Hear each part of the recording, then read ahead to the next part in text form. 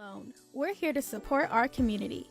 Get help to overcome life's barriers by setting up a meeting to talk with Great Awakening's interdisciplinary team. Great Awakening is committed to healing Israel's brokenness. The GA interdisciplinary team comprises of Torah-observant and Ruach-filled professionals from various disciplines who work in collaboration to address Great Awakening's mishpacha with multiple physical, spiritual, emotional, financial, marital, family, social, and psychological needs. Our interdisciplinary team is not just a group of awakened experts implementing separate care and treatments of a person. They complement one another's expertise and actively coordinate to work toward shared treatment goals. Our team of interdisciplinary professionals are nurses, physical therapists, physicians, therapists, social workers, moray/spiritual practitioners, family counselors, and other specialists, all working together for the shared goal of the mishpacha's healing, deliverance, treatment, and recovery. Our interdisciplinary team focuses on mental health, health and fitness, Torah-based spiritual care, financial stewardship, family coaching, and medical care advocacy needs. This team takes an approach to healing and deliverance that integrates multiple disciplines through collaboration of teams within the Great Awakening. These teams help ensure that the Mishpacha of Great Awakening International receives the best care by implementing an integrated approach to inner healing. Please go to www.greathebrewAwakening.org to fill out the interdisciplinary team's intake form.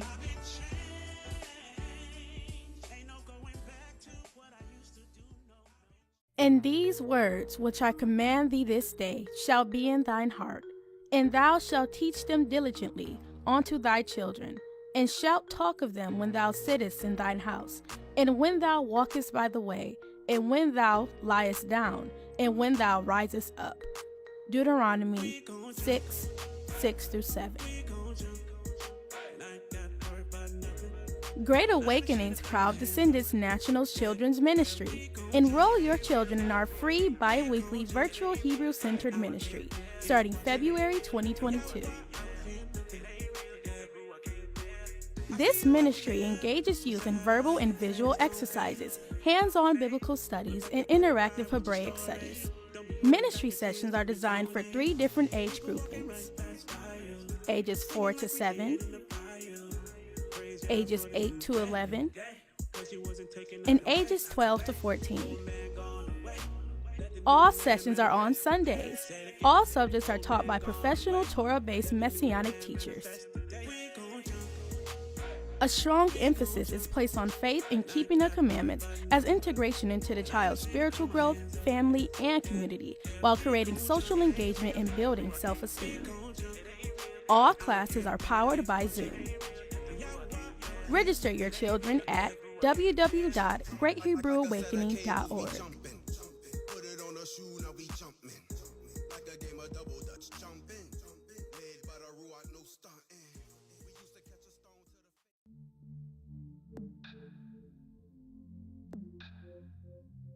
Join the Great Awakening International in Batesville, Mississippi for Passover, April 15th to the 18th, 2022. Passover 2022 includes sleep in a 3-star hotel, transportation to and from Memphis International Airport, workshops, biblical teachings, breakfast and lunch meals, swimming/recreational activities, transportation to the land, tour of our land, working on the land.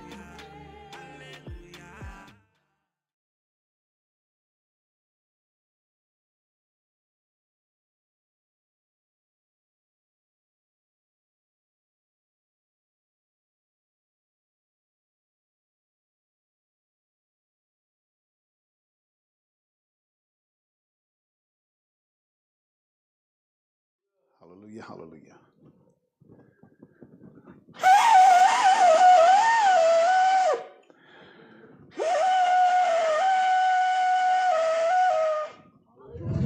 right. All right.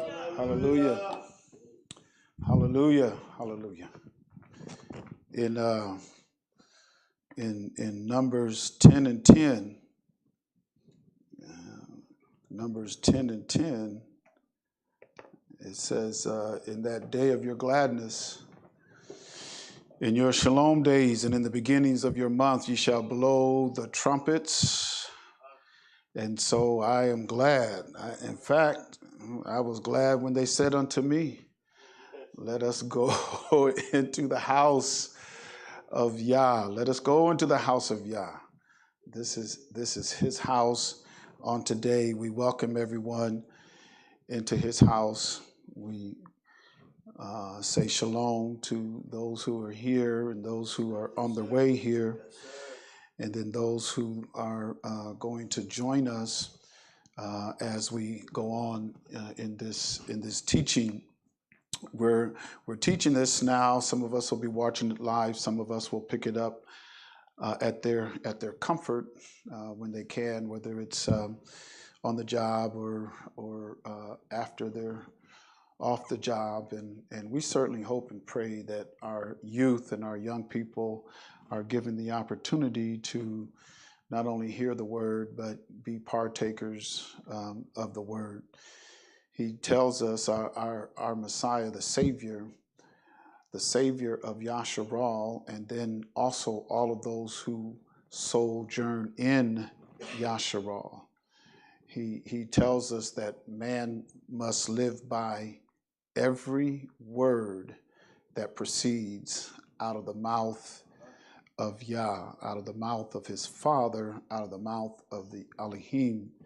So every word that proceeds out of his mouth is what we're to live by. And when Yahusha said that in Matthew 4:4 and Luke 4:4, when he said that, the only thing that was written was Torah. There was nothing else written but Moses' teachings, Torah, and what we call the Tanakh.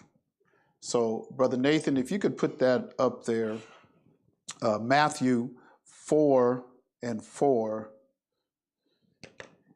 But he answered and said, it is written, man shall not live by bread alone, but by every word that proceedeth out of the mouth of Elohim.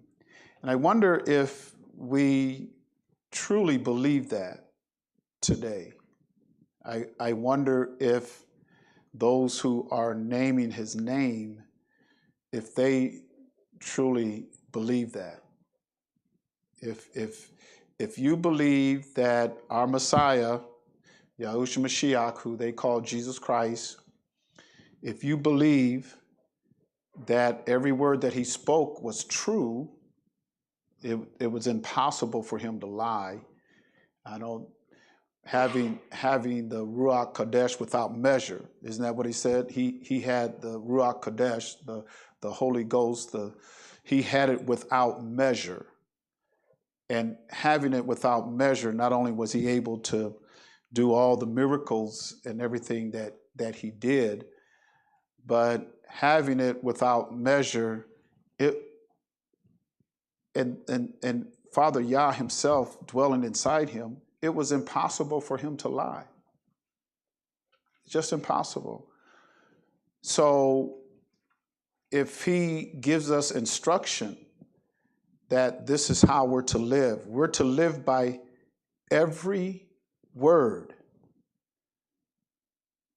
Every word. Just kind of let that sink in. Just kind of let that sink in for a moment as we prepare to set up this and proceed into this Bible class.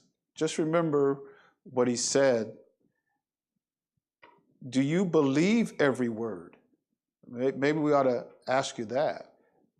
Do you believe every word that was coming out of the mouth of our Father? Because it is very evident today that people who call themselves saved and call themselves Christians, call themselves, you name it, followers, disciples, whatever else they call believers. We're baptized believers. We're Jesus only. I mean, you got all kind of titles. You know, I'm apostolic to the bone. You know, and I'm Pentecostal.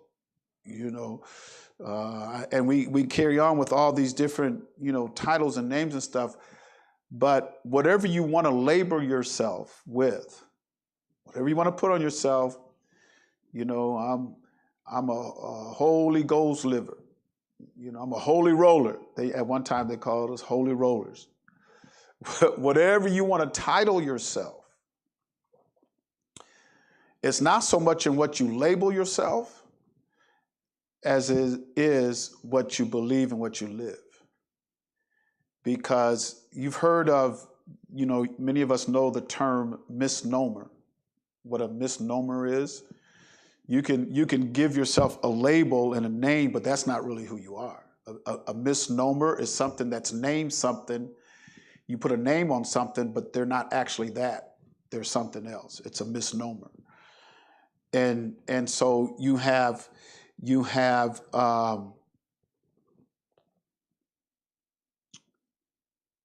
it's going to be proven. It's going to be proven whether you believe in every word that proceeds out of his mouth. That's what you're going to be judged on. That's what we're going to be judged on. We're going to be, if I believe it, then I must live it. If I believe it. If I don't believe it, well, it's obvious you're not going to live it. And we're coming very close to finishing our course. I don't know how much more time we have. I don't think anybody knows for sure. And when I say how much time we have, I'm not saying the curtain's coming down, everything's going to stop, life is over. That, we've got children here. Are they going to grow old? Are they going to be able to chance to live life? Yeah, they're going to have a chance to live life. All of our children now, we've got, a couple young brothers here, Benny and Noah. Are they going to be able to live to maybe be a man and to get married? Yeah, if they are obedient, they're gonna live. They're gonna live and not die. That includes us too. If I was to ask anybody, who wants to die? Die tomorrow. Now you might have a few people. I'm tired. I'm ready to go. But generally speaking, and everybody in their right mind, nobody wants to die tonight or tomorrow. We just don't want to do that. We want to be able to live and to live a long time. So when I say that it's drawing closer to the end, what I'm saying is that there's going to be a major change that's coming on in this world. A major change. A major change. And if you're not where he told you to be, or he's given us clues and instructions, and if you're not there, then you have a chance of missing out on eternal life. Is life going to end? No, it's going to go on. It's going to go on. We've got too many prophecies through the prophets that talks about his return. It's just too many prophets that talks about his return and his gathering of the people. So when I say that we're getting closer, I don't know how much more time. What I'm saying is I don't know how much more time we have before he gathers his people. And you see the tumbling of nations. We've already seen some of that going on right now. It's not going to end. There's other there's missiles flying in other places, not just over there in Ukraine. Our Messiah said there's going to be wars and rumors of wars. He tells us don't let your heart be troubled. I mean, when you see all these things coming to pass, he just says, you got to be steadfast We can't be overcome with fear to where our love for many will wax cold because fear will abound. And so we don't want that to happen to us. He does have a remnant of people that he is going to cover and take and gather and keep while a lot of this stuff is going down. But when he does come to gather his people, you're going to meet him up. You're going to meet up with them face to face. That's prophesied. You're going to meet him face to face. And you're going to have to give an account of what you did in this body. And contrary to this belief that, oh, I'm in church now, I'm going through this, so I don't have to be judged. Contrary to that, in Romans and in Corinthians, he said, and in the book of Acts, we got 3 witnesses after the resurrection, 3 witnesses that says we're going to have to meet him. Actually, we got 4 because even Kepha said. So you got Acts, the 17th chapter, you got Romans, the 14th chapter, you've got 2 Corinthians 5 and 10, you've got Kepha, I think that's 1 Peter, the 4th chapter, that he says judgment begins where? At the house of Elohim. That's where judgment's going to begin. Nobody, you can be baptized, immersed 100 times.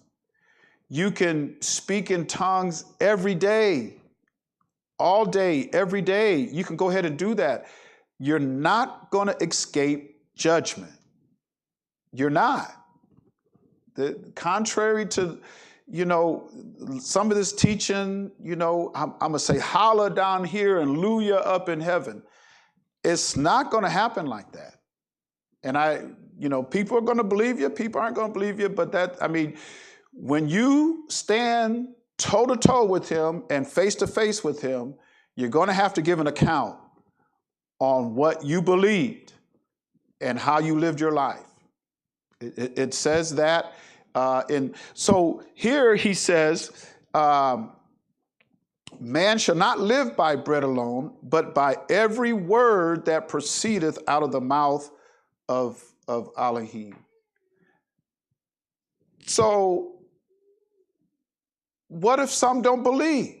I don't have to. Do you know when the Messiah said this, he says, you have to live by every word that proceedeth out of his mouth. Do you know you have to go back to Moses' teachings? You have to go back to Moses' teachings and listen to the Ruach and listen to his teaching to find out, okay, what in here am I to live by? Because I have to, these are the words of life. It's the words of life. What's the advantage? I think somebody asked that. Didn't Shaul address that? Well, what's the advantage? We got to have an advantage. We believe in him. We've been baptized in his name. We've been filled with his Ruach, his spirit. We're living this holy life. We're living separated. What advantage do we have? Is there advantage in that? And there is an advantage in your obedience unto him. You do have an advantage. But that advantage doesn't mean you're not going to meet him and you're not going to be judged. That's not what that means. Those who have the Ruach Kadesh and been born again, their sins washed in water and through his blood. And we just went through the Passover and unleavened bread, signifying that this covenant that we have with you, we've gotten the sin out of our life. Unleavened bread for 7 days. So I could see just one day, because you might forget about it, but for 7 days you were to keep unleavened bread to tell you, that you should know I've put sin out, I've gotten rid of sin in my life. I've cleaned up my house. How do I know you cleaned up my house? Well, I've been eating unleavened bread for 7 days just to confirm that covenant that you made. He wants us to be clean and holy. He wants us to be separated. That's why he says you got to live by every word that proceeds. When you live by the words that proceeds out of this book, that will separate you. It will separate you from everybody else. That'll separate you from religious folk. Because this ain't about religion. This is about relationship. This is about relationship with him. That's what it's about. It's not about religion. Because if you want to talk about religion, then you got to go to Jacob or James, the first chapter. And what is the, could you get that for me? We're talking about religion.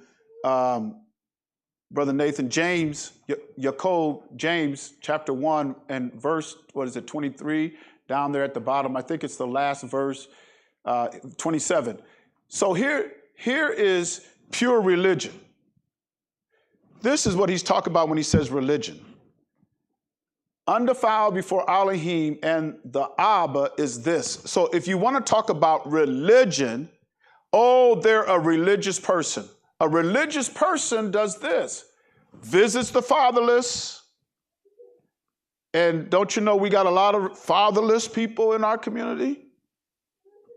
A lot of fatherless. Visit the fatherless and widows in their affliction. Now, it's not just simply widows, but when they're in their affliction. And then to keep oneself unspotted from the world. Now, so if we're talking about religion, then you should be doing this. If we're talking about religion, you should be doing that. And keeping yourself unspotted from the world, if you keep Torah, do you know by us following Torah, it separates us? It separates us. Following Torah will separate you from your family. Following Torah, when he talks about being unspotted from the world has gone completely insane. Completely insane. It's gotten so bad. And any body of believers that tolerates sin in the camp, you're not doing this. Well, I thought this is a place where people get right. That's right. Get right. Because do you know when sin is in the camp, folks can die? Isn't that what happened with Joshua?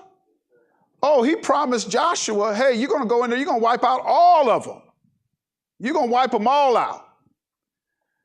And so they went into battle, and then all of a sudden, Israelites start falling out, being slain by the enemy.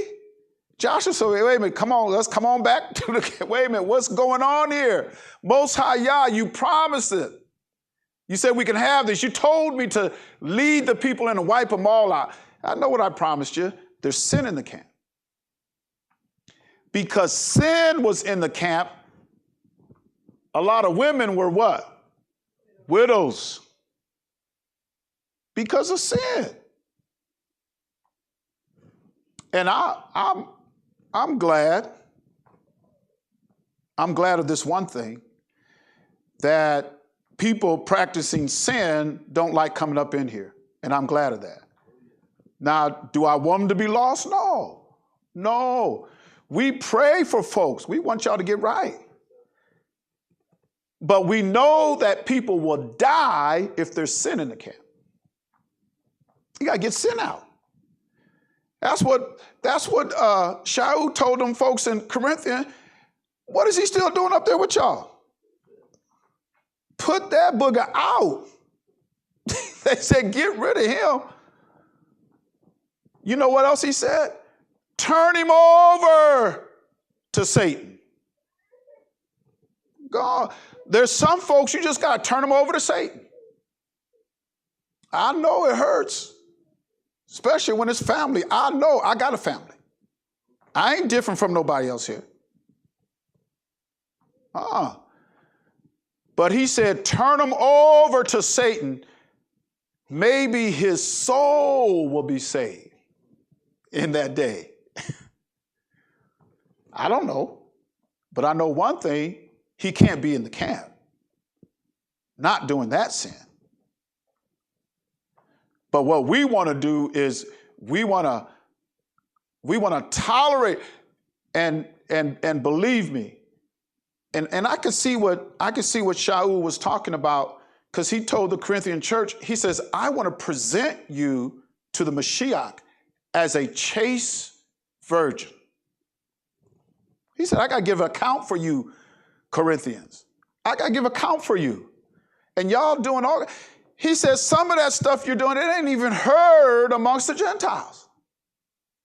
How am I going to present you as a chaste virgin to the Mashiach, and you're full of sin? So if you want to practice religion, keep yourself unspotted from the world. And the only way you're going to keep yourself unspotted from the world is to keep Torah. That's the only way. Because this world loves its own. And if you clean yourself up, and it's not you doing it, because it has to be the Ruach that does it. The Ruach cleans your mind and cleans your heart and cleans your body. This world ain't going to like you. They'll tolerate you, but they ain't going to like you. Oh, man, you showing up. That light is so bright, man. You got to get out of here, because you make us see our evil. That's why some folks don't like it when you come around. Uh-oh. Here they come. Folks run. Because that light comes, your light's supposed to shine. And you keep yourself unspotted from the world, your light will shine. So we live by every word that proceeds out of his mouth, because I know at the end of the day, and when he gathers us together, I know I got to face him face to face, and I have to give an account of everything I've done in this body. I have to give an account. In Ecclesiastes 12, 13, and 14, Ecclesiastes 12, 13, and 14,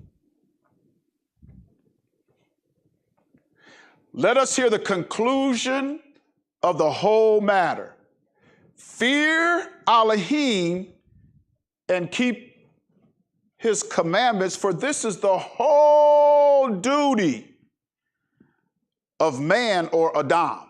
So if you are of, he said, out of one blood he's made all nations. If you are of that one blood, then you're in here.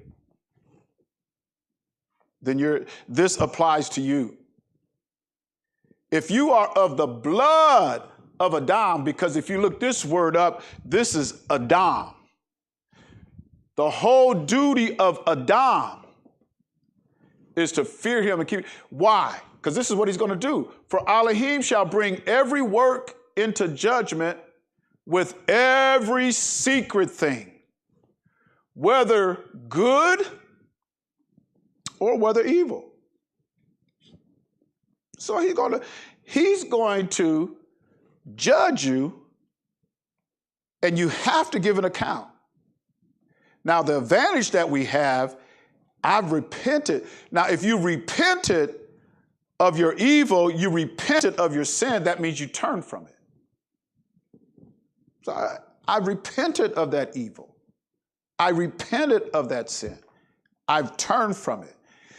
If you think that being baptized, immersed in his name, and being filled with the Ruach, and that's all it takes, then you can go back and live your own lifestyle and go back to sin and everything, and you're going to make it in. If you think that, then the devil's fooled you. Because after you've been born, in fact, he says in Hebrews, we don't have to go there, but Hebrews chapter 6, he even talks about how they crucify him afresh and put him to what? So those who have been born again of water and spirit, who have tasted of the Ruach Kadesh, and then have gone back, you got a tough, hey, you're going to have to give an account for that. He cleaned you up, took you out of a horrible pit of sin, and then you go back to shaking your booty. He took you out of that mess. Oh, that old devil, man, I tell you, he gets me so upset at times. I don't know about y'all. He gets me upset. When we was kids, we used to sing that song. That devil, he's a sly old fox. If I could catch him, I'd put him in a box, lock him up, and throw away the key for all the tricks he played on me. Because he got some of these girls doing tricks after he brought you out of that mess, brought you into the church, and now you're back out there doing tricks. That's a shame. You're going to pay for that. You don't learn that here. You can't say nothing about this preacher. Get that out your mouth. They stopped singing song. Ain't nobody here teaching you how to sin. You don't get that here. Get that out your mouth now. We ain't teaching nobody how to sin. So you got to give an account for that. We as fathers and mothers, we love our children. And we try to teach them right and lead them in the right way. This world don't care about your soul. There's people up in here praying for you, crying over you, wanting you to live right and be saved, because that world don't care about you. That world don't care about you. Yahusha said in Yahuchanan 10:10, the devil has come to steal, kill.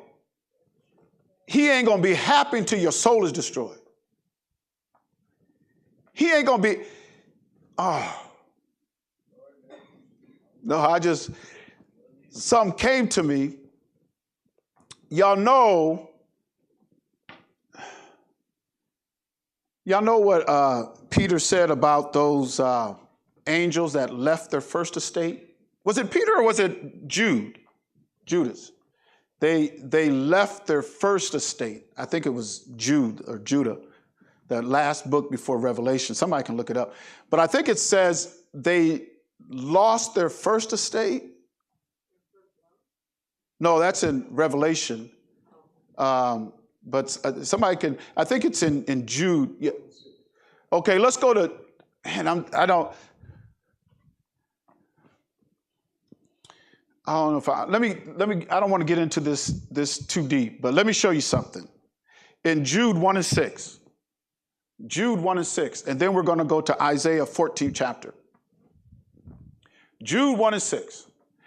And the angels which kept not their first estate, but left their own habitation, he hath reserved in everlasting change under darkness unto the judgment of the great day. You see these angels here, these created beings? The chief one, the archangel, they call him Lucifer. That's Latin. Hebrew, Hallel. Latin, they call him Lucifer, but he was the top one. He left his first estate.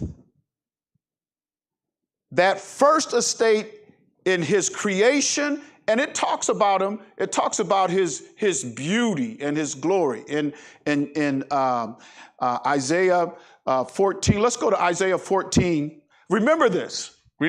He left his first estate. 14, let's start at verse 14. Let's see what 14 says. I will ascend above the heights of the clouds. I will be like the Most High. Yet thou shalt be brought down to hell, to the sides of the pit. What happened to him? He lost his first estate. Brought down to hell. He lost his first estate. We're going to come right back here because I want to show you something in Isaiah 14. Let's go to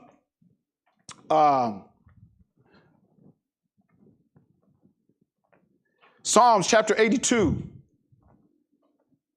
verse number 4. Let's see.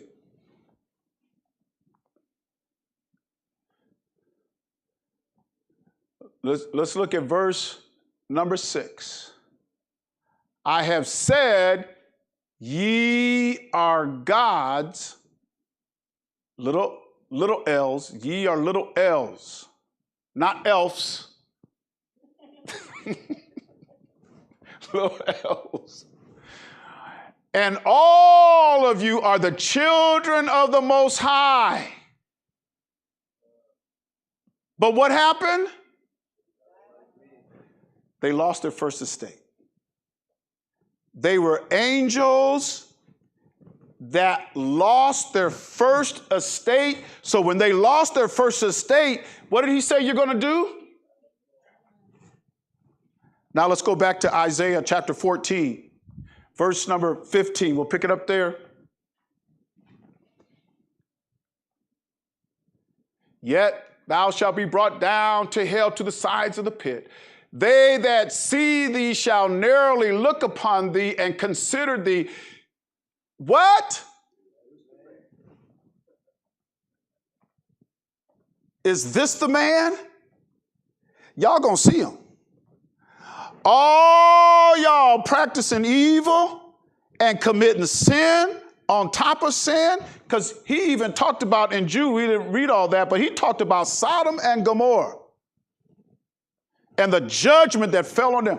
But what I wanted to point out was, because I always looked at this, I'm going, how could this be a man? I thought he was talking about Lucifer. He's an angel. He's not a man. Until he told me, yeah, but he left his first estate. Those angels, like he said in Jude, they left their first estate.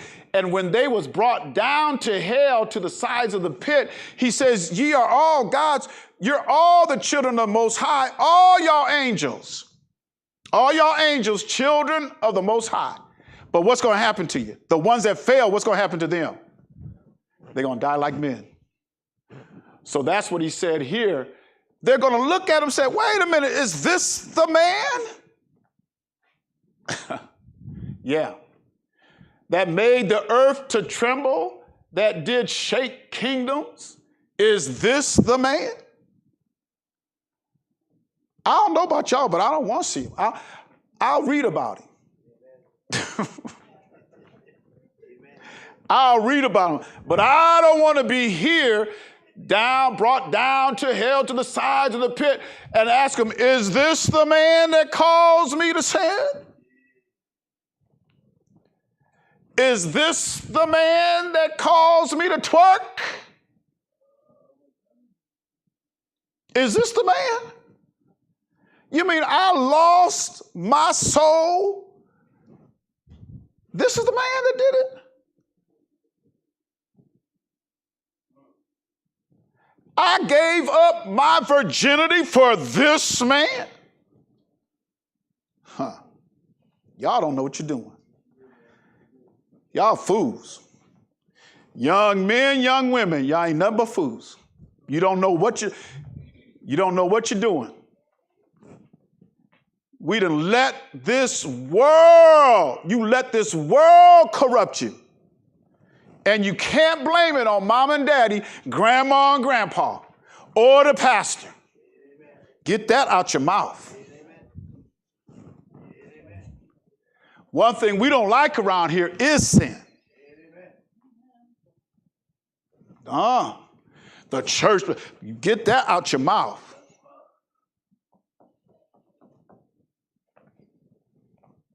I don't want nobody blaming me.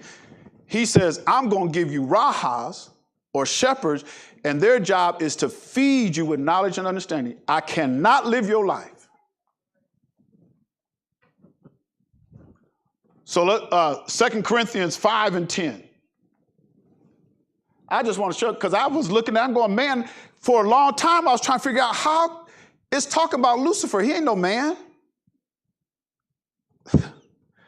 Because he was brought down. He lost his first estate. See, that's why you got to take the whole word. You got to take the whole book. You got to go from Genesis to Revelation. You got to compile the whole book together. Because he puts a little here. Didn't he say that? Little here, little there. Line upon line. Here little, there little. Go to the old, then the new. Deuteronomy, Psalms, Isaiah, the prophets, back and forth. I'm putting a little here, a little there. And it all relates, and he tells you his story. For we must all appear before the judgment seat of Mashiach. So all of us, I do. I got to appear before the judgment seat of Mashiach. And I've got to give an account.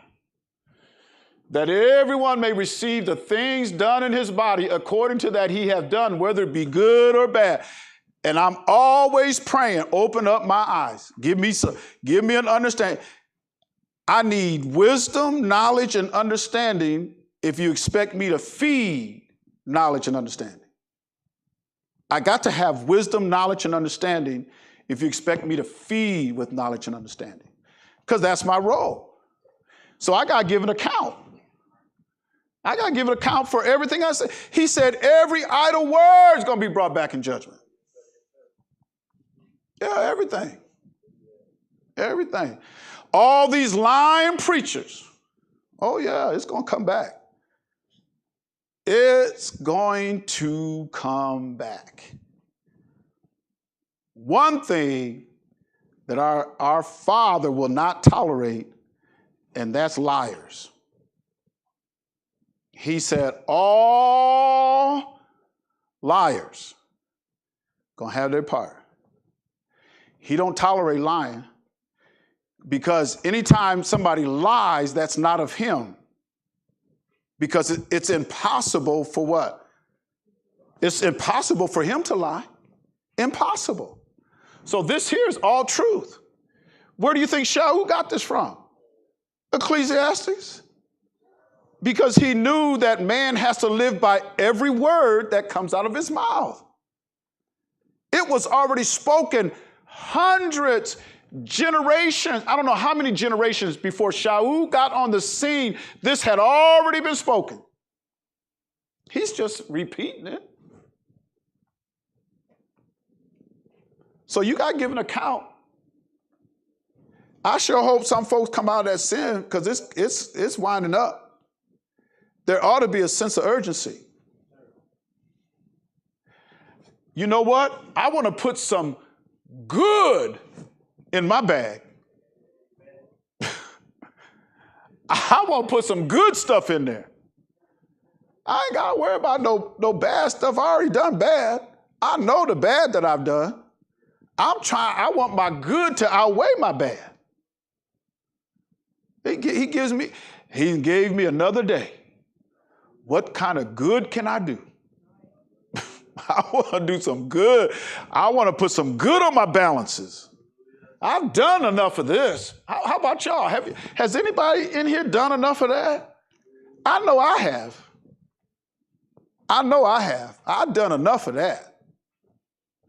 I'm trying to put some good stuff in there now. Because I want that good to outweigh the bad. When he weighs me on that scale, and if this is good and this is bad, and I had a lot of bad on there, not much good, I want to put some good in there to balance that out. So I can have some good. And one of the good things that we need to consider is in Hebrews 5 and 9. Let's look that one up. Hebrews 5 and 9.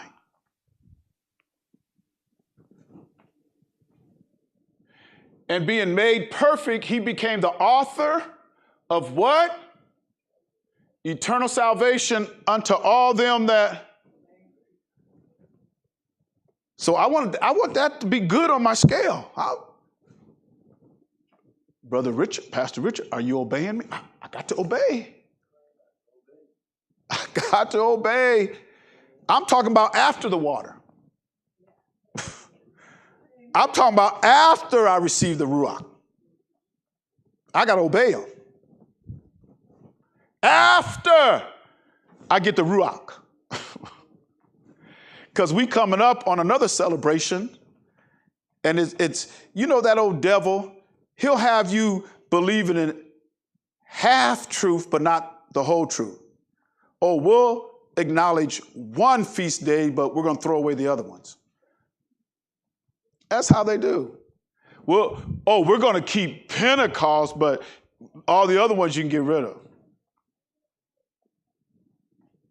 So that now, y'all be the judge of this, but it used to be said a half truth is a whole lie.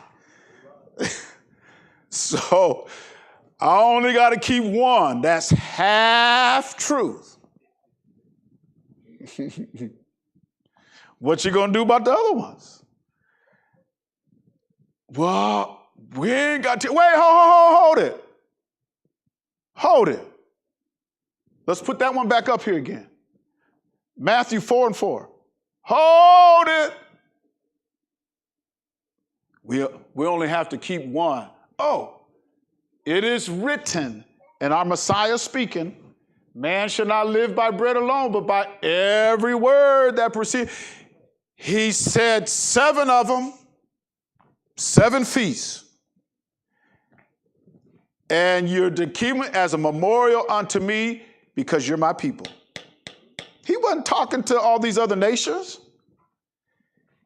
Do you know what he told them that? He wasn't talking to Rome. That's why the school of Rome don't do it. The school of Rome knows. Well, he wasn't talking to us. He was talking to them Israelites. So what they get you don't believe you're an Israelite, so I don't have to keep it. I'm not an Israelite. I ain't a Jew. I ain't got to keep it. That's just for them. You just told on yourself. Who told you that? Well, the school of Rome told me that. Oh, so the school of Rome, but what did our Messiah say? Did he say what is it that you don't get about every word? Because the problem that a lot of folks going to run into when they see him face to face, they weren't believers. Isn't that what he said? He said, the fearful and unbelieving. Well, I didn't believe you had to do that. Well, it's written in his word. Are you putting Rome above this?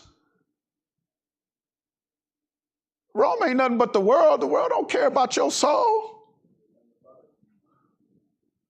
They don't care about you at all. Y'all don't realize you better ask him to open your eyes. Rome has been trying to kill you all these years and generations. If they had their choice, all y'all be dead. Since they can't kill you, they have another agenda. Since they can't kill you, they got another agenda. Since we've been trying to kill them for all these years, we just been trying to wipe them out, kill them, search them, hunt them down around the world and kill them, but we can't seem to kill them. Every time we think we're killing them, all of a sudden you got all these boys being born. None but boys.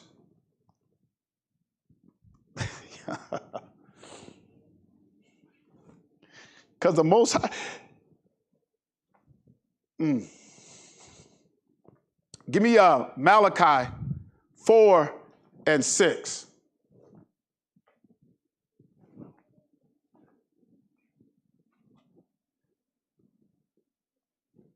Is that Malachi? Okay. Give me Malachi. Go up. Let's see. Brother Nathan, go up to. No, give me 3 then. I'm sorry. Malachi 3:6. Let's see what that says. That's the one I wanted. Malachi 3:6. For I am Yahuwah, I change not. Therefore, ye sons of Jacob are what? There has been an architect plan to wipe all of y'all out. But because of the Most High Yah, and he ain't changing, they can't, even though they're trying. They trying to kill all y'all. So he has another agenda. If we can't kill him, have y'all noticed how our brothers are being emasculated?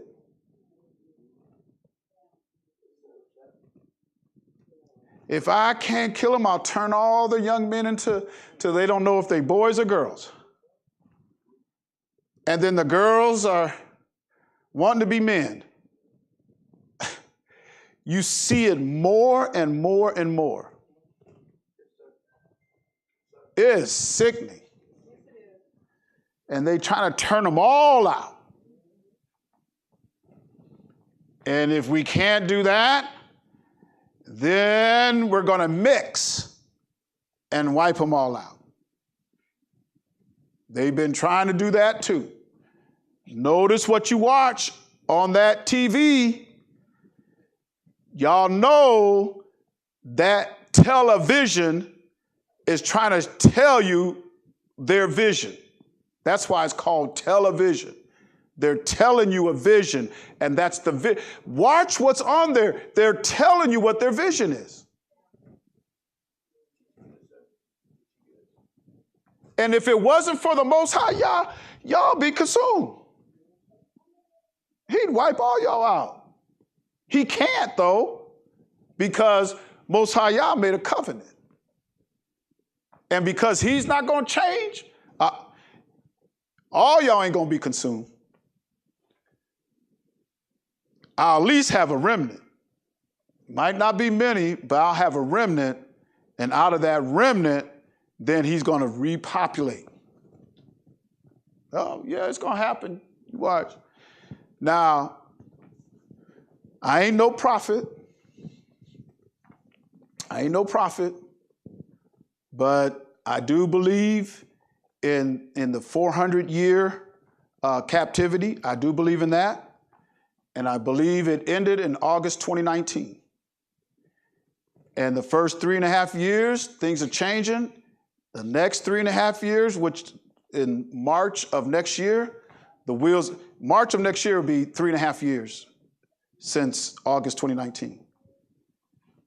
And after that, March 2023, and I know we got Passover coming up at that time. And do y'all know Passover is on a Wednesday? And he rose on a Shabbat day? He gonna show all y'all. He gonna show y'all. Now, I ain't no prophet, and March, April 2023 could roll around and it could be still going on like it is today. And then you can say, see there, Hazlet? Yeah, see there? I ain't no prophet. But I do believe that all of this stuff is going to start to really, you're going to see, especially in 2023, you're going to see a lot of, it's going to fall off the rails. Does that mean the world's going to end? No. But there is going to be a reset. There's going to be, these nations have to come down because he said they were. He was going to bring them down. So, every word that proceeds out of his mouth, that's how we have to live. And I want to go to, we were talking the other day about, let's just go there in Romans chapter 8 and verse number 29. Romans chapter 8 and 29. And he says, for whom he did foreknow, and he's talking about Yasharal, because that's who he foreknew. He also predestinated. He's already got some people that are gonna, or have been, conformed to the image of his son. He's got a people. He's predestinated them. Now, this conforming to the image of his son, now, this has to be understood in the context of all of the word, of all of his teaching. When we go back to Musha's teaching, when we go back to the prophets, when we go back and pick it up, all of this has to come together to give us an understanding. This conforming to the image of his son, and we talked about it a little bit last week, right?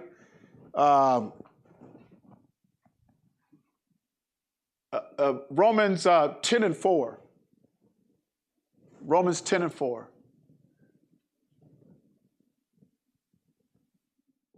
10, 4. There we go. Now, when you look at this, do you know, when I study Shaul's teachings, I don't study his teachings with the pretense in my mind that he's against Torah. He's against law. Shaul or Paul is our champion against the law. I can go to Shaul and read his writings, and that champions my cause against law. Because in the English language, they'll use one word, law, in all the places, even when it wasn't even talking about the book of the law. You have the covenant, which are his commandments that he calls law. You have the book of the law. You have the law of the flesh. Because even Shaul says in the end of Romans chapter 7, he says, I see another law in my members, and it's warring against the law of my mind, trying to bring me into the captivity of what? The law of sin, which is in my members. Because further up in that chapter, he says, when I would do good, evil was present with me. I said, man, I thought I got over this. But he's seen another law in it, because within his members, or in this flesh, is the law of sin. Your flesh wants to sin. And that's why he says, I will not be brought under. He says, I can't even walk after the flesh. I can't even mind the things of the flesh. Because this flesh will bring me into the captivity of sin. So I got to follow after the Spirit. I got to follow after the Ruach. I have to mind the things of the Ruach, because I'm not out of this body. As long as we're in this body, the law of sin is in our members. I've got the Ruach Kadesh, which gives me power to overcome sin. Because I know if I don't overcome, I can't inherit. He that overcometh shall inherit all things. But if you don't overcome, you're not going to inherit. And he needs some righteous folk, righteous children. We need righteous sons and righteous daughters. Don't give your children up to that devil and this world. We got to have some champions. We got to have some fighters out here sometime. We got to have somebody who want to fight against that devil. Fight against this world. Fight against half-truths. Fight against. So people think for Mashiach is the end of the law. They think it all came to an end with the Mashiach, and that's not what it's talking about here. We got to look at what he's saying. So this word here, if you look at that, Brother Nathan, bring down that end.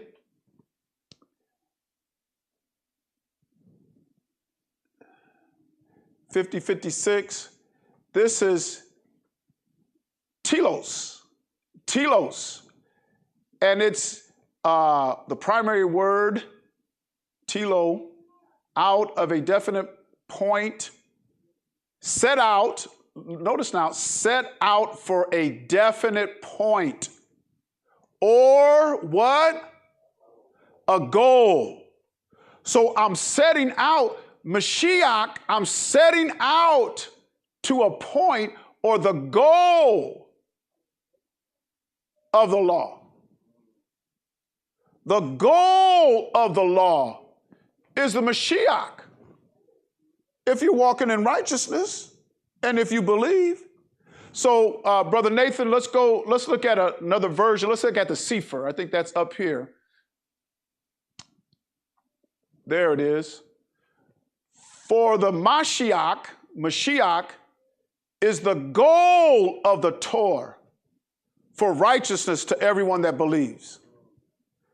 So it's not that it's coming to an end. See, he did away with that. It's all in it. No, he is the goal of Torah. So when I study Torah and I try to follow in line with Torah, that's what's going to get me like the Mashiach.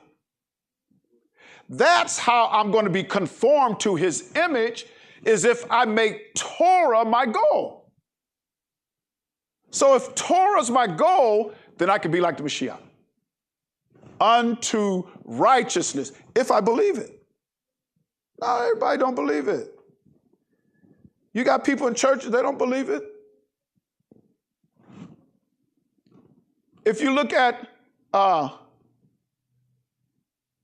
so I have to know Torah and I have to make that my goal. If I do that, then I can be like the Mashiach. If I do that, I can be conformed in his image.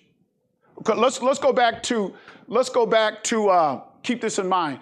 Let's just go back. We can keep this same page in these comparisons here, Brother Nathan, but let's go back to Romans 8:29.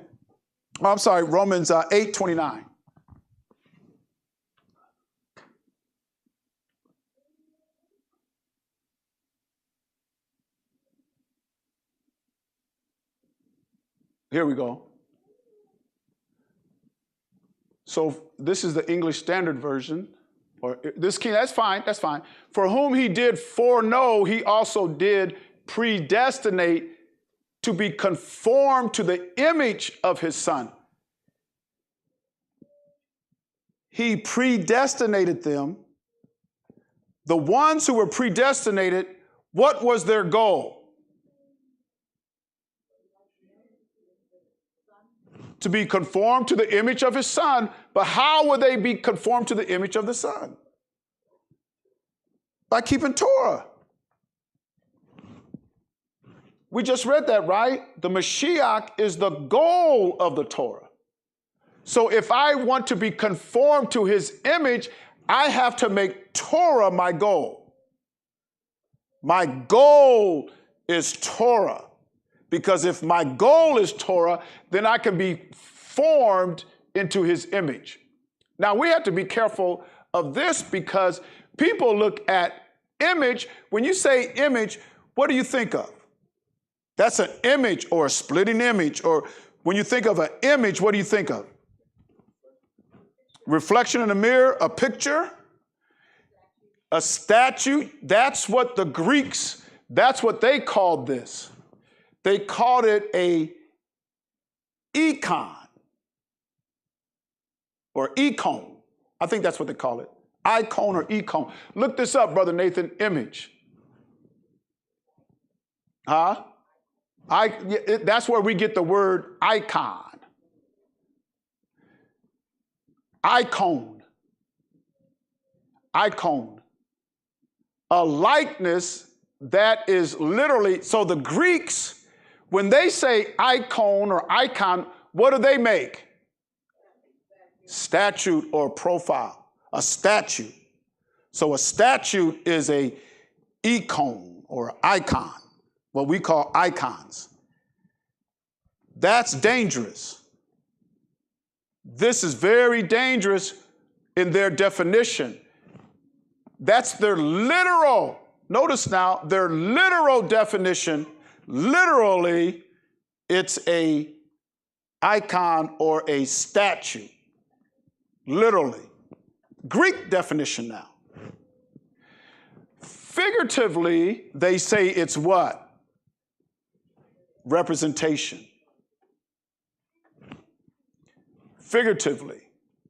Well, speaking of it, yeah, I mean, if Torah is your goal, yeah, I guess you can figuratively be like him. But literally, we want a statue. That's how the Greeks understood it. They wanted a statue. So, Brother Nathan, let's go back. Let's go to Deuteronomy chapter 4. Because we have to be careful when we're dealing with the Greek. Because y'all know the Greek were polytheistic, just like the Romans. They had all kind of gods. You can go over there now and you see all kind of statues and carved images and everywhere. Because that's what they believe. Now, in Israel and Yasharal, you didn't have that. So Deuteronomy, let's go down to, let's scroll up here, Brother Nathan. Going on down, let's start at verse 15. Let's start at verse 15. Take ye therefore good heed unto yourselves, for ye saw no manner of similitude on the day that Yahuwah spake unto you in Horeb, which is Sinai, out of the midst of the fire. There was no manner of what? Similitude. Listen what he says. Lest ye corrupt yourselves. How would you corrupt yourself? Making a graven, image, the what? Similitude of any figure. So we're going to look this up in the Hebrew, this image here, in this verse. Go ahead, go on up. Oh, okay, that's verse 1. I want verse 15. There you go.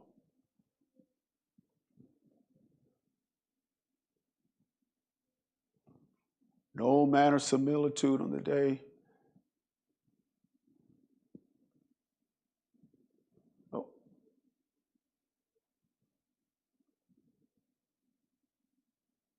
Image, there we go. It's verse 16. So that's in. So let's go down to the definition under in.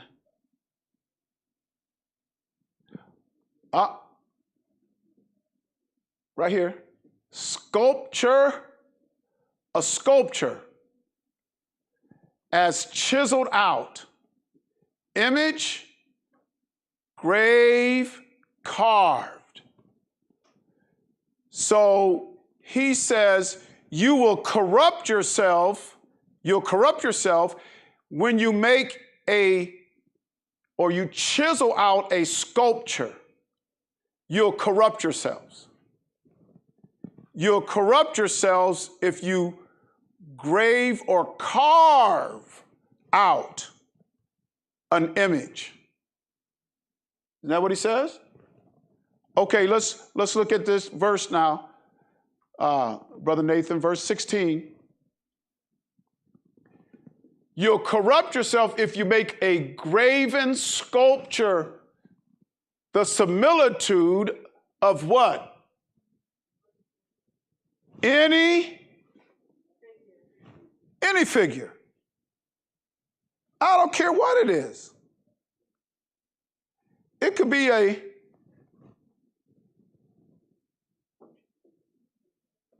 what did I just make?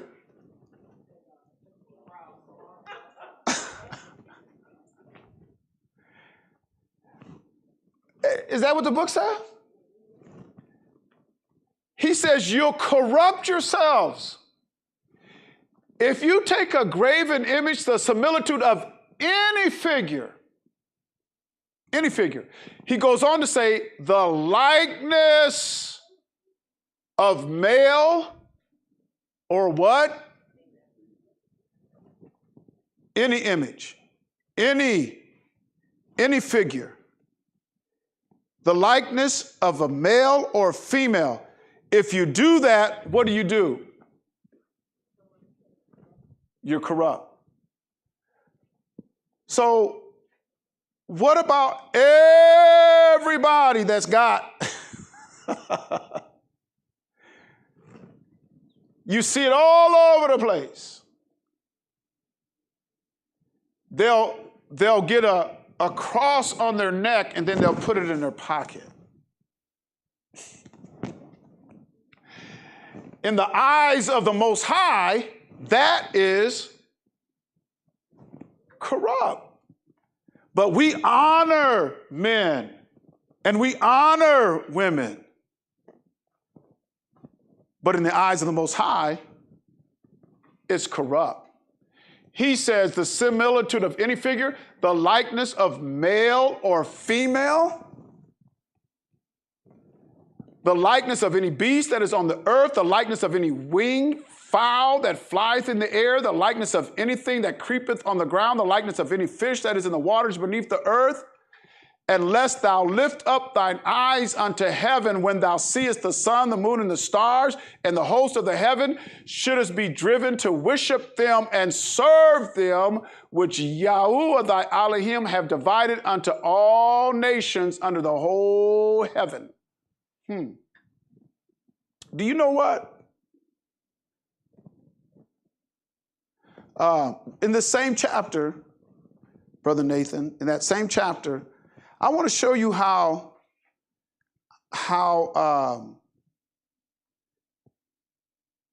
unique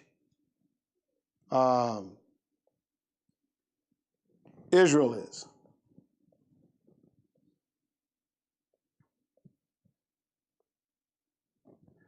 Verse 32. Let's look at verse 32. So,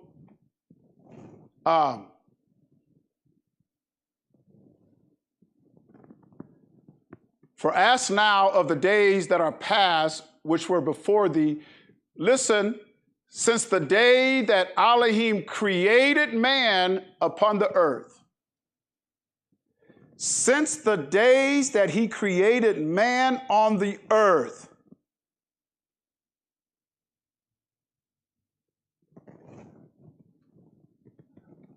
And ask from one side of heaven unto the other, whether there have been any such thing as this great thing, or hath been heard like it. What great thing? He's getting ready to tell you.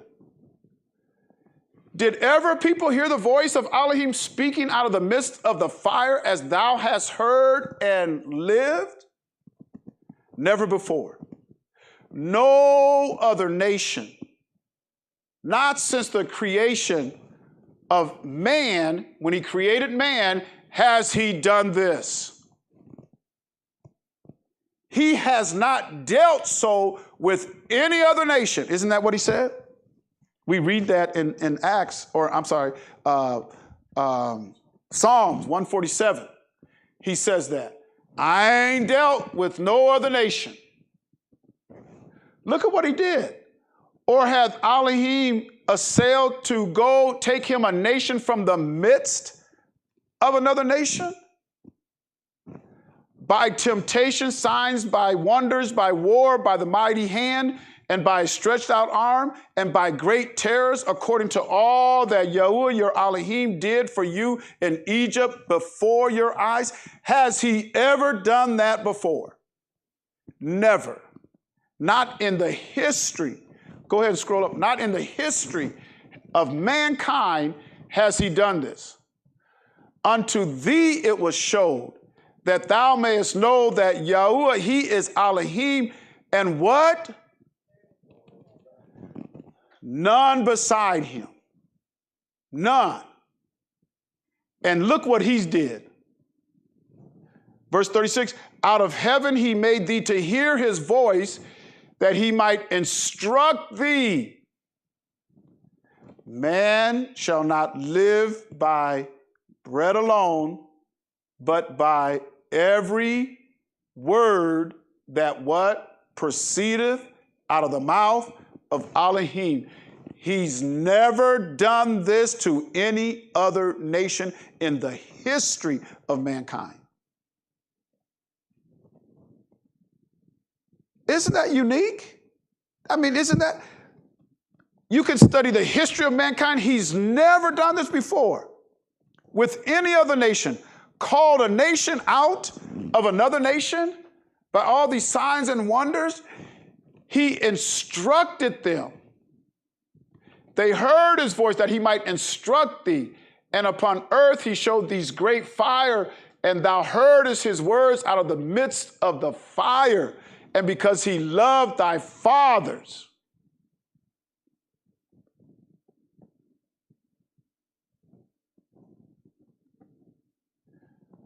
Okay. Verse 39. Know therefore this day and consider in thine heart that Yahuwah, he is Elohim in Shamaim, or heaven above, and upon the Arats, or earth beneath, there is none else. So no other nation has ever heard the instructions, oracles coming from the Shamaim given unto a people. Never done before in the history of mankind. And Yahusha says, you need to keep every word that came out of his mouth. But your preacher says, you don't have to keep every word that comes out of his mouth. You know what? That almost sounds like that old S.A. in the garden. In the day we eat thereof, we shall surely die. Ye shall not surely die. Just that simple. Yahusha says, live by every word that comes out of the mouth of Yah. Your preacher says, you don't have to live by every word that comes out of the mouth of Yah. So who do you think is right? Is your preacher right? Oh, you don't have to do that.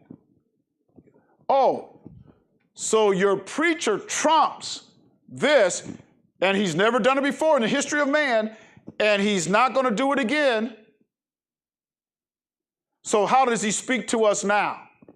Hebrews 1 and 2. How does he speak to us now? Mashiach hath in these last days spoken unto us. Oh, we might as well read number 1 first. Let's read the first one.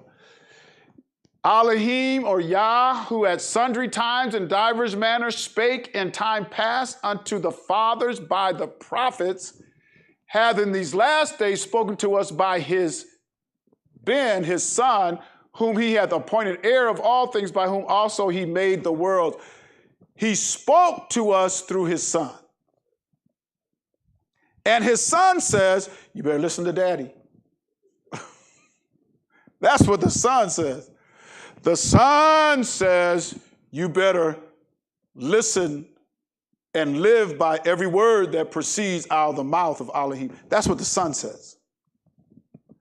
But we've got people today that are smarter than the son because they've gone to the school of Rome.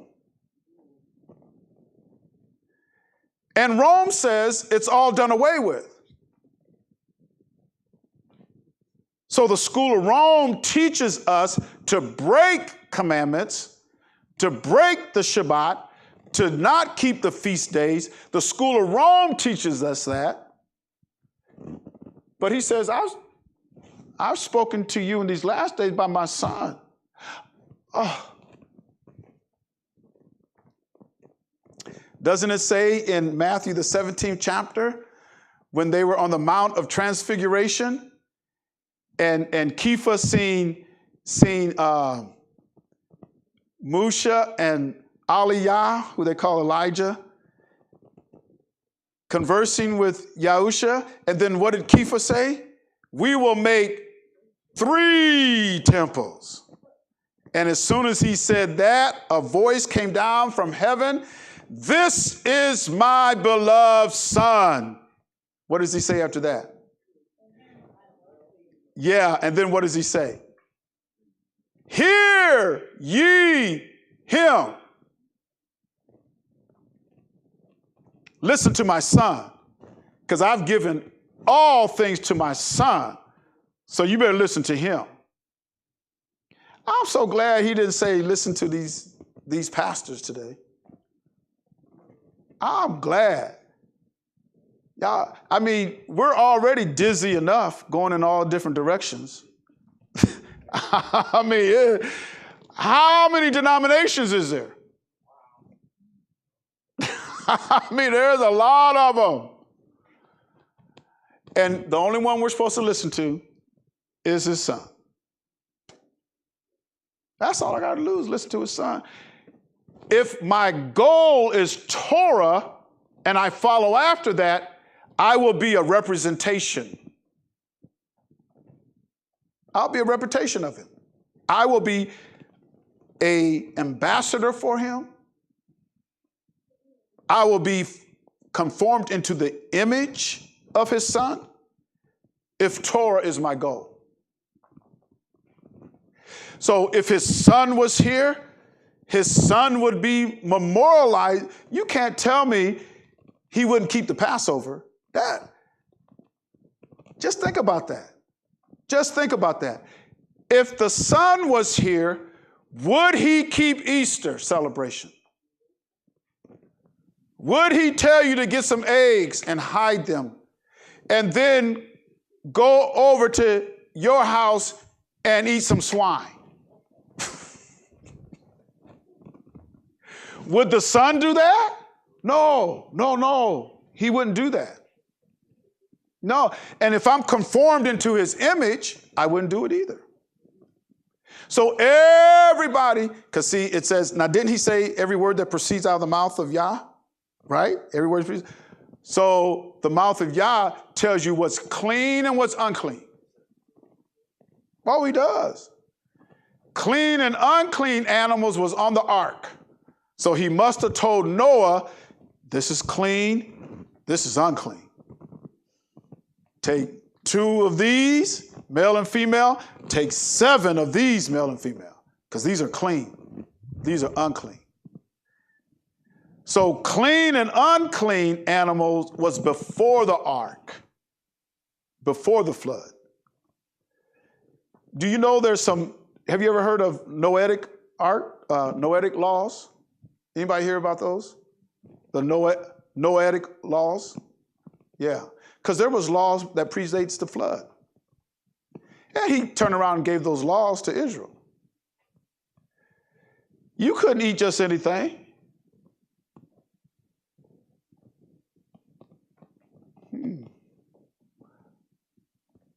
What's going to happen in the end? Who knows where I want to go? Isaiah 66.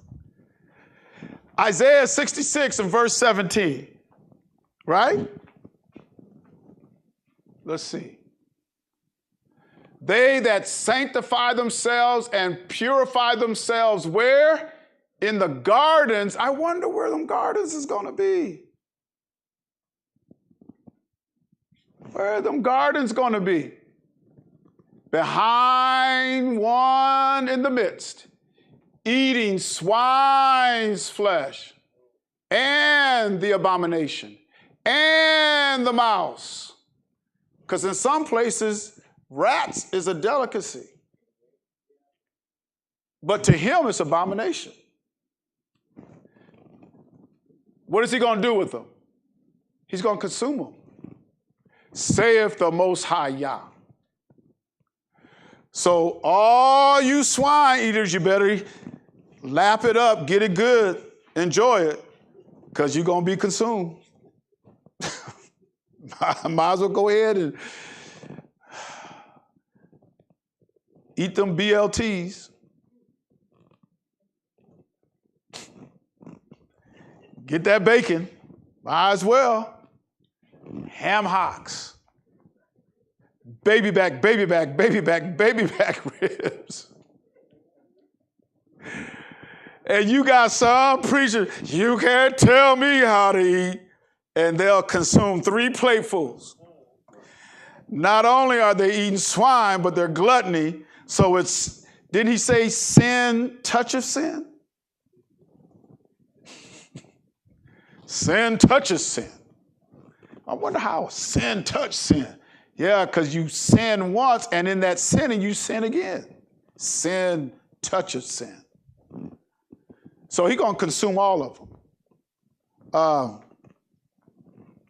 We want to talk more about, because my time's about up, but we want to talk more about being conformed into the image of the Mashiach. And that image of the Mashiach is his representation. And then you're going to have to check yourself to see if you are in that representation. Are you representing him? Can you say when you stand before him, I was a good representation of you? I did everything that I knew to do.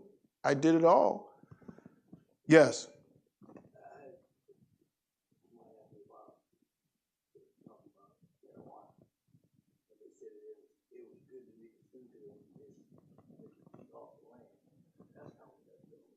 No. Anything that alters your state of being is illegal. I mean, even though they drank wine, they didn't drink wine to get drunk, because he talks about drunkenness is a sin. So if drunkenness is a sin, because why is it a sin? It's because you left that state of sobriety. You've lost control. You've entered into another state of, what do they call alcohol? What do they call it? Spirits. So when you get too much of that alcohol, it gives you a different spirit. So when you start smoking whatever, marijuana or whatever it is, it puts you in a different state of mind. It alters your state of being. And that's illegal. You open yourself up to a lot of different spirits. And if you're not careful, you'll catch some of those demonic spirits because you've opened yourself unto that. Some people smoke that stuff, they're never the same. Their character changes. So you can eat that or smoke that and it changes your character and that's good? No. So a lot of people, they want to talk about, well, he gave us every herb for us.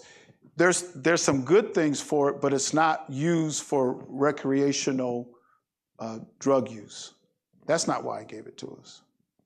Not for that purpose.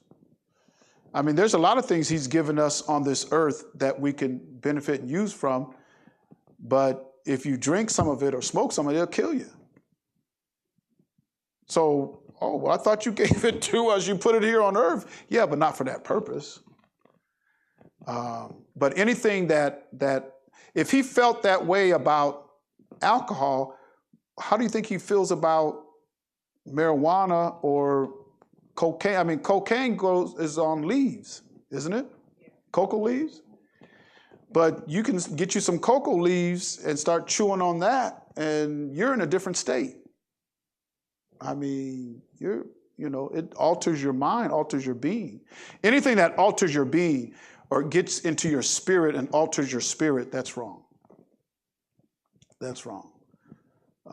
So there's a lot of people are doing it now because this United Snakes of America has made it legal.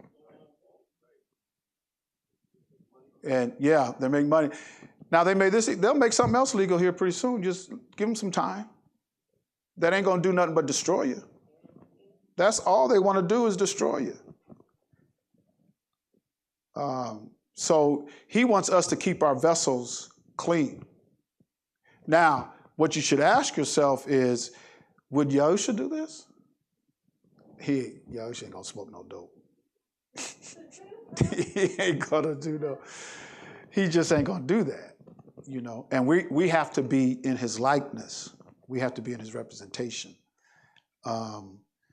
So somebody might be asking for scriptures. Can you give me some scriptures and stuff? And we can get into some scriptures that talks about conjuring up evil spirits, and that's illegal. And you open yourself to that when you start smoking that stuff. That's why people change. That's why they do it, because they want a different state of being. I want my mind altered. I'm gonna go smoke some dope. Yeah, for a lot of reasons. To escape the pressures of life, they're depressed. They'll do it for any day is a good day to get high. The sun is out. Let's go get high. It's raining. Oh, I'm so depressed. Let's go get high. I mean, anything, you know. We're going to have a party. Let's go get high. It's time to celebrate a wedding. Let's go get high. Somebody died. I'm so depressed. Let's go get high. I mean, if you're not careful, you'll use it for everything. And then that's when that addiction comes. And you can't tell me that that's good. That's not good. Yeah. Because you'll get to the place where it's not getting you high anymore. So you want to do something else. You want a different type of high. Different type of high. You start chasing that dragon, and you never catch it. That's what they used to call it back in the, I don't know what they call it now. Back in the 70s, it was chasing the dragon. And you never catch it. All you're trying to do is get it. Chasing that dragon is you're trying to get to that first high. And you can never get that first high again. So you keep trying and keep adding drugs, keep doing more. Marijuana, then the next thing is cocaine or heroin or even LSD. I don't even know if they do that. Do they do that anymore? Microdot and LSD and Quaaludes. I mean, I'm going way back. Yeah.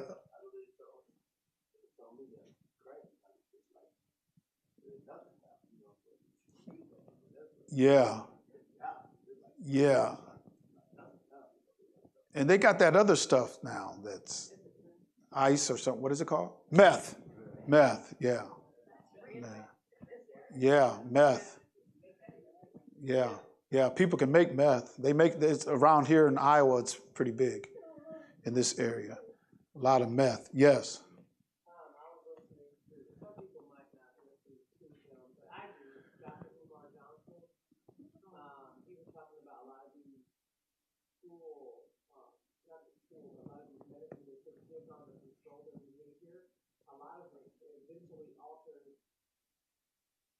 Changing their brain cells. Mm-hmm. And it starts to do things to them where their idea is we want them to sit and sit. We don't care if it's sit and learning. We want them to sit and dull their senses so they can't move because their arms and legs are like jello. But he said eventually that changes their personality and who they are. Yeah. It does, and that's the purpose. I mean, that's the intent, is to change you, to make you into a different creature, different type of creature. That's the intent. So there's a lot of reasons why we shouldn't, but we can't come up with any reasons why we should. Well, I got to have some scriptures. Well, the whole Bible. I mean, anytime you alter your state of being, you're opening yourself up to evil spirits. That's just wrong. You know, he says, suffer not a witch to live. He says, burn them all up. Anybody that's conjuring up with spirits, that's why you got to be careful. Because you start conjuring up spirits, you know, I can't even be around you unless you high. Well, then you're conjuring up, you want to be with that spirit. That's not even them. That's not the real them. That's an altered state of being, and you get caught up in that. That's wrong. So there's no good to it at all. There's no good to it. And another thing is he says our bodies is a temple, and our bodies is a temple for the Ruach, for the spirit. So he says you can defile your temple. If they want scriptures, You take them to 1 Corinthians chapter 6, and I think it's 2 Corinthians chapter 6. Both of them one of them talks about your body being a temple. Another one talks about corporately, we're the temple of Elohim, corporately. And he says, if anybody defiles that temple, what is he going to do? He's going to destroy him. You done defiled my whole temple. That's why you can't let sin in.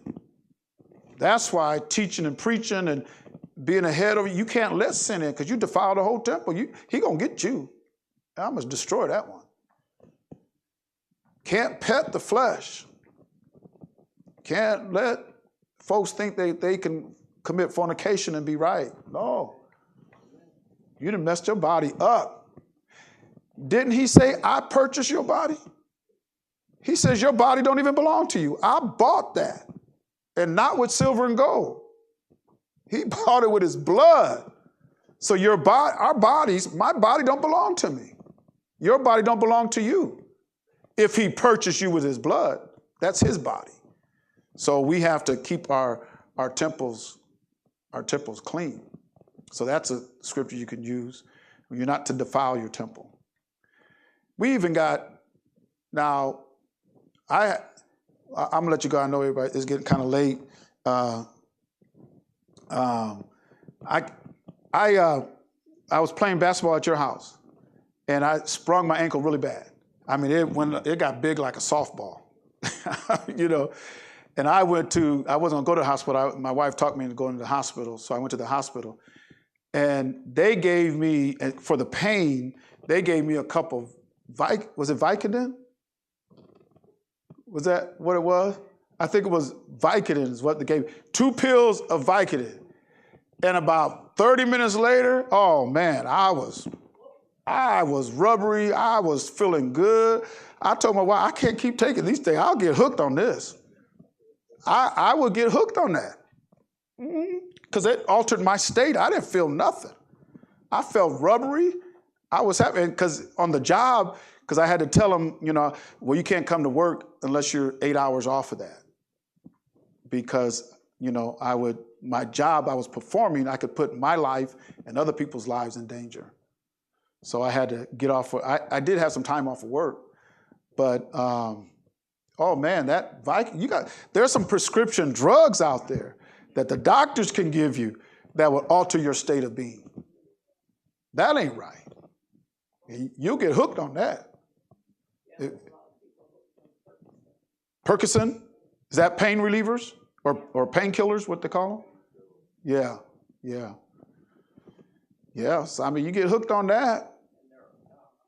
They're starting to make it now, and fentanyl on the street. Yeah, people, I was going to say fentanyl, that people are dying from that. Yeah.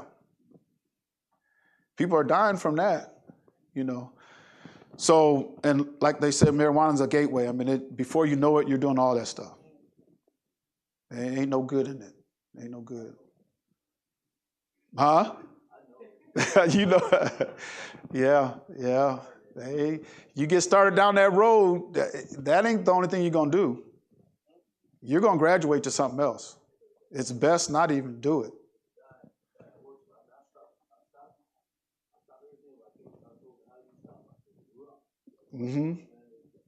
You get the Holy Ghost, get the Ruach Kodesh. I got the real thing. Because that took me off of that.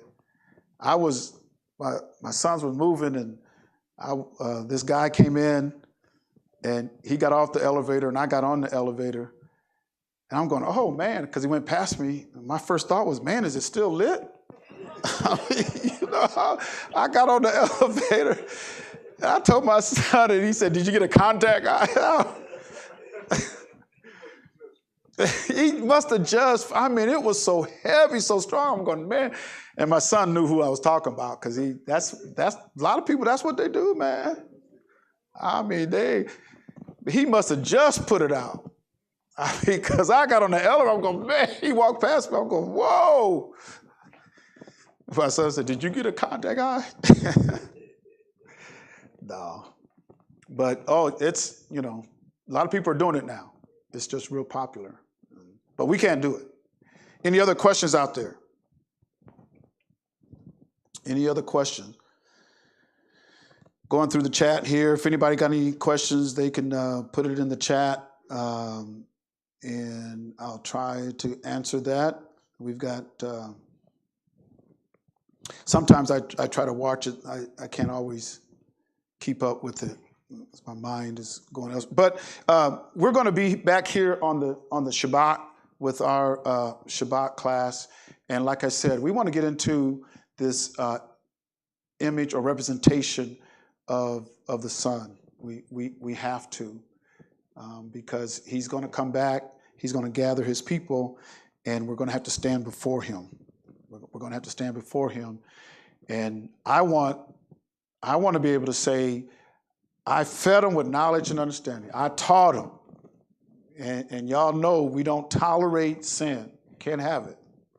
I love to have a whole bunch of, but not at the expense of having sin in the camp.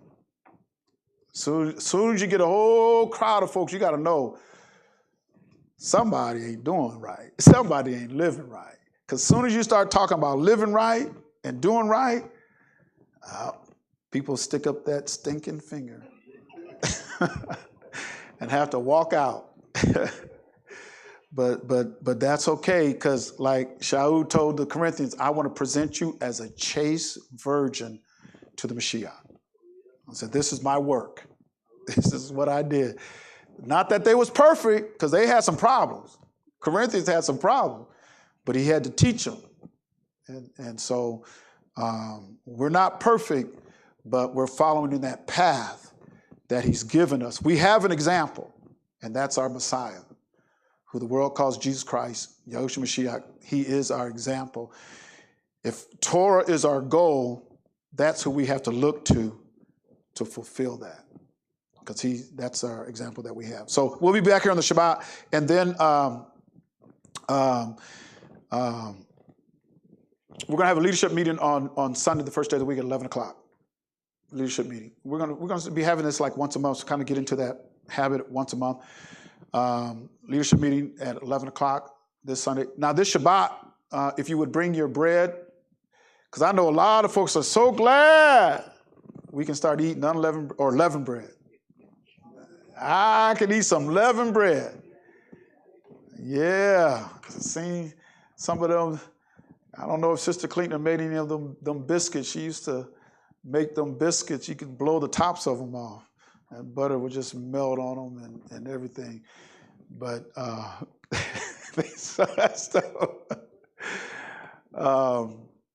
but bring your bread. We'll break bread on the Shabbat.